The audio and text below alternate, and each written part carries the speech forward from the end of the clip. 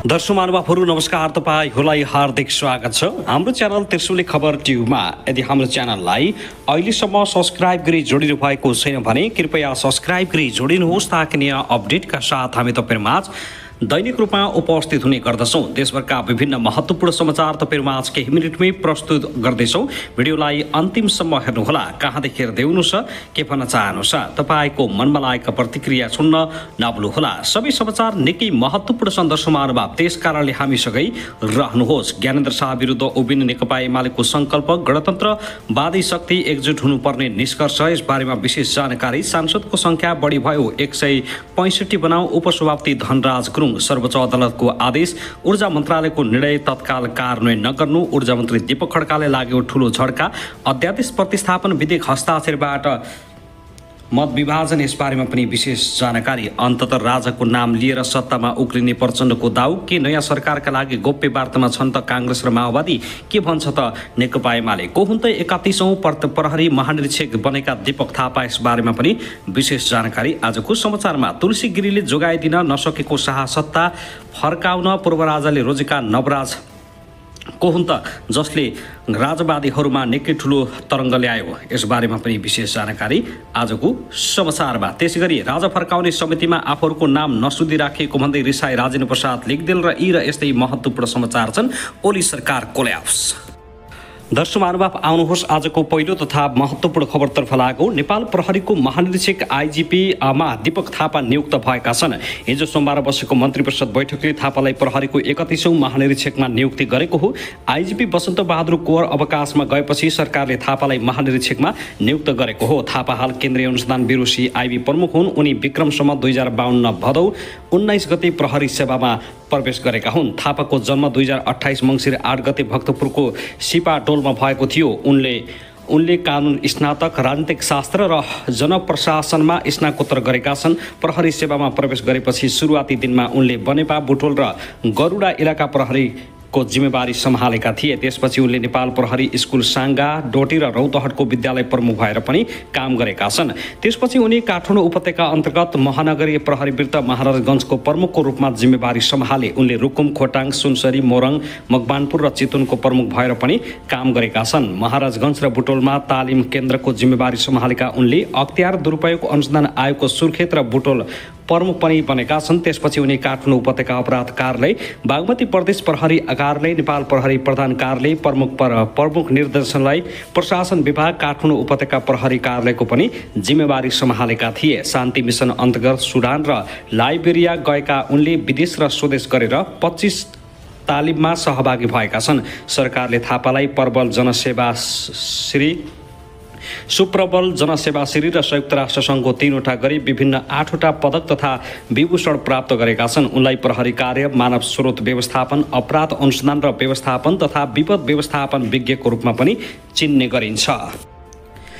दर्शक महानुभाव, त्यसगरी राजसंस्था पुनर्स्थापना गर्न भन्दै पूर्व राजा ज्ञानेन्द्र शाहको सक्रियतामा सोमबार संयुक्त जनआन्दोलन समिति घोषणा भएसँगै भाड पहिलो सुरु भएको छ। निर्देशक समितिको सदस्य राखिएका राष्ट्रिय प्रजातन्त्र पार्टी राप्रपाका अध्यक्ष राजेन्द्र प्रसाद लेखदेल र राप्रपा नेपालका अध्यक्ष कमल थापाले आफू त्यस समितिमा नरहने बताएका छन्। उहाँ राजेन्द्र लेखदेललाई निर्देशन समितिमा राखिएको रहेछ।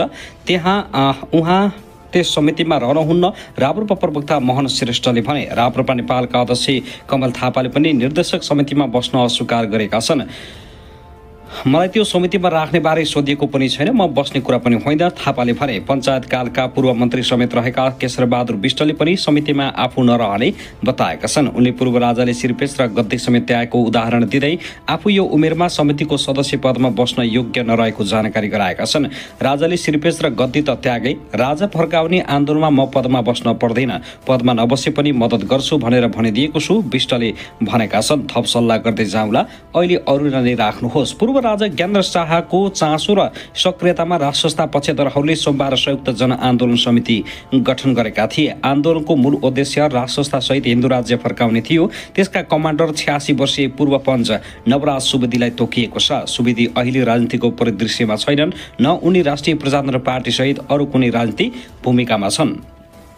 राजा पुनर्स्थापना गर्न सक्रिय भइरहेका राप्रपाका अध्यक्ष राजेन्द्र प्रसाद लिग्देल सहितका नेता, राप्रपा नेपालका अध्यक्ष कमल थापा, मेडिकल व्यवसायी दुर्गा परसाई, राष्ट्रिय शक्ति निर्माण अभियानका केशरबहादुर विष्ट सहितका नेताहरूले एकअर्काको नेतृत्व अस्वीकार गर्दै आइरहेपछि पूर्व राजा ज्ञानेन्द्र शाहको सहमतिमा सुविधिलाई अगाडि सारिएको राप्रपाका नेताहरूले बताएका छन्। सुविधिलाई आन्दोलनको कमान्डर बनाउनमा राप्रपा वरिष्ठ उपाध्यक्ष रविन्द्र मिश्र र महामन्त्री धवल शमशेर राणाले प्रमुख भूमिका खेलेको राप्रपाका नेताहरूको दाबी रहेको छ। मिश्र संयुक्त जनआन्दोलन समितिका सदस्य सचिव समेत बनेका छन् भने अध्यक्ष लेग्देललाई सदस्य मात्रै राखिएको छ।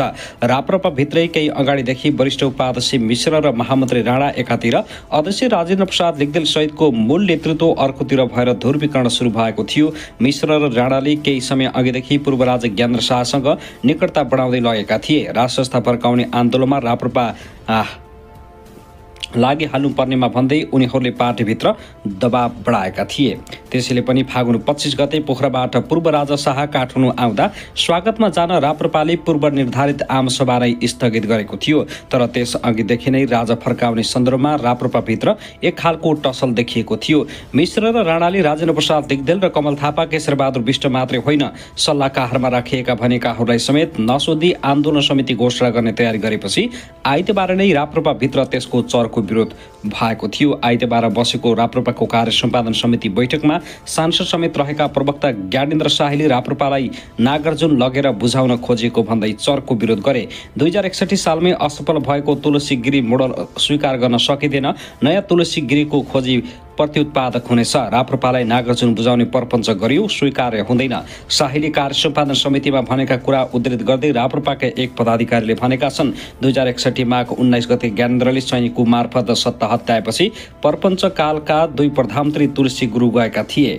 दर्शकहरूमा त्यसगरी राजवादीहरूको गतिविधि बढ्दै गएपछि नेपालमा प्रमुख दलहरू कांग्रेस, एमाले र माओवादी केन्द्रबीच राष्ट्रिय सहमतिको सरकार गठनका लागि कसरत भइरहेको विषयले अहिले राजनीतिक वृत्तमा तरङ्ग पैदा गरेको छ। हुन त 3वटै दलका नेताहरूले राष्ट्रिय सहमतिको सरकारका लागि छलफल भएको भनी बाहिर आएका विषयको खण्डन गरेका छन्। तर शीर्ष तहमा यसबारे छलफलहरू भने जारी रहेको स्रोतले बताएको छ। पछिल्लो समय कांग्रेस र माओवादी केन्द्रका नेताहरूबीच राष्ट्रिय सहमतिको सरकारका लागि छलफलको तीव्रता पाएको माओवादी स्रोतको दाबी छ। आइतबार संसद बैठकबाट बाहिरिने क्रममा माओवादी केन्द्रका सांसद लेखराज दाहालले गणतन्त्र पक्षधरहरूको सरकार बन्ने सम्भावनाको ढोका खुलेको र प्रारम्भिक छलफल समेत सुरु भइसकेको दाबी गरेका थिए। उनले गणतन्त्र पक्षधरको सरकार बनाउने विषयमा एमाले भन्दा कांग्रेससँग माओवादीको छलफल केन्द्रित रहेको सुनाए।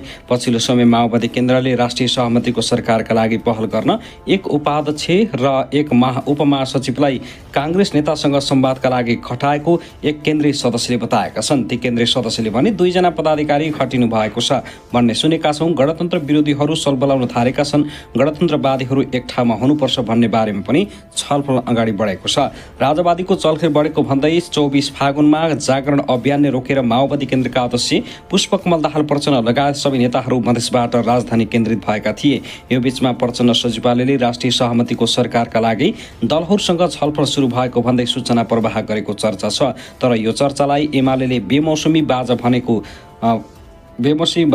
छ भने नेपाली कांग्रेसले पनि ठाडै अस्वीकार गरेको छ।